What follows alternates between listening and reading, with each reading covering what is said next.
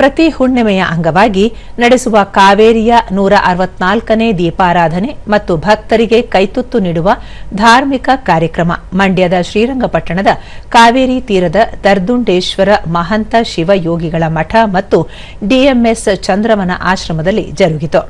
DMS Chandravana ಆಶ್ರಮದ ಪೀಠಾಧಿಪತಿ ಡಾ ತ್ರಿನೇತ್ರ ಮಹಂತ ಶಿವಯೋಗಿ ಸ್ವಾಮಿಗಳ ನೇತೃತ್ವದಲ್ಲಿ ಚಂದ್ರಮೌಳೇಶ್ವರ ಸ್ವಾಮಿಗೆ ವಿಶೇಷ ಪೂಜೆ ಸಲ್ಲಿಸಲಾಯಿತು.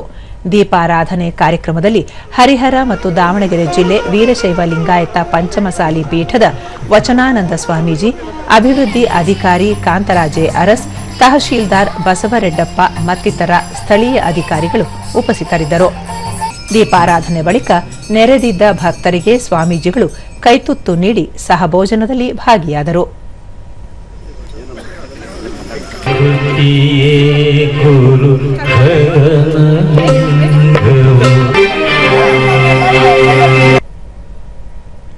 ದೂರದರ್ಶನದೊಂದಿಗೆ ಡಾ ತ್ರಿನೇತ್ರ ಮಹಂತ ಶಿವಯೋಗಿ ಸ್ವಾಮಿಗಳು ಗಂಗಾರತಿ ಪ್ರೇರಣೆಯಿಂದ ಕಾವೇರಿ ಮಾತೆಗೂ ದೀಪಾರತಿ ಮಾಡುವುದು ಪ್ರಾರಂಭವಾಗಿದ್ದು, ಪೂಜೆ ನಂತರ ದೋಷ ಪರಿಹಾರಕ್ಕಾಗಿ ಭಕ್ತರಿಗೆ ಮೊಸರನ್ನವನ್ನು ಪ್ರಸಾದವಾಗಿ ನೀಡಿ ತಾವು ಪ್ರಸಾದ ಸ್ವೀಕರಿಸುವುದು ಇಂದಿನ ವಿಶೇಷ ಎಂದು ಹೇಳಿದರು. ಏನಾದರೂ ಜಾತಿ, ಮತ, ಪಂಥ, ಹೆಣ್ಣು ಗಂಡು ಭೇದ ಭಾವ ಇಲ್ಲದೆ ಎಲ್ಲರ ಜೊತೆಯಲ್ಲಿ ಅವ್ರಿಗೂ ಕೈತುತ್ತು ಕೊಟ್ಟು ಸಾಮೂಹಿಕ ಪ್ರಸಾದ ಮಾಡುವಂತ ಒಂದು ಕಾರ್ಯಕ್ರಮ.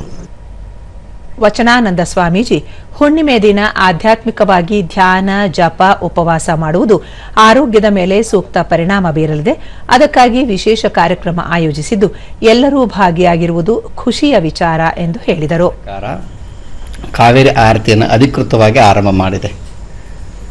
ಪರಮಪೂಜ್ಯರು ಹಲವು ವರ್ಷಗಳ ಹಿಂದೆನೇ ಇದೇ ಕಾವೇರಿಯ ನದಿಯ ತಟದಲ್ಲಿ ಕಾವೇರಿಯ ಪ್ರಶಸ್ತಿಯನ್ನು ಕೊಡುವಂತಹ ಒಂದು ವಾತಾವರಣ ನಿರ್ಮಾಣ ಮಾಡಿದ್ದಾರೆ.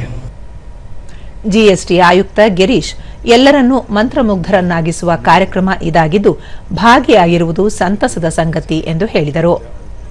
ಭಾಗ್ಯ ಕೊಟ್ಟಿದಂತ ಚಂದನವನ ಆಶ್ರಮದಲ್ಲಿ ಈ ದಿನ ಸೇರಿರುವಂಥ ಭಕ್ತಾದಿಗಳು ಎಲ್ಲರಿಗೂ ಕೂಡ ನಾನು ನೋಡಿರೋಂಗೆ ಈ ರೀತಿ ಯಾವುದೇ ಒಂದು ದೊಡ್ಡ ಒಂದು ಕಾರ್ಯಕ್ರಮ ಇನ್ನು ಮತ್ತೆ ಯಾವುದೇ ಕಾರ್ಯಕ್ರಮಗಳಿಗಿಂತ ಹೆಚ್ಚಾಗಿರುವಂಥ ಕಾರ್ಯಕ್ರಮ ಇದು.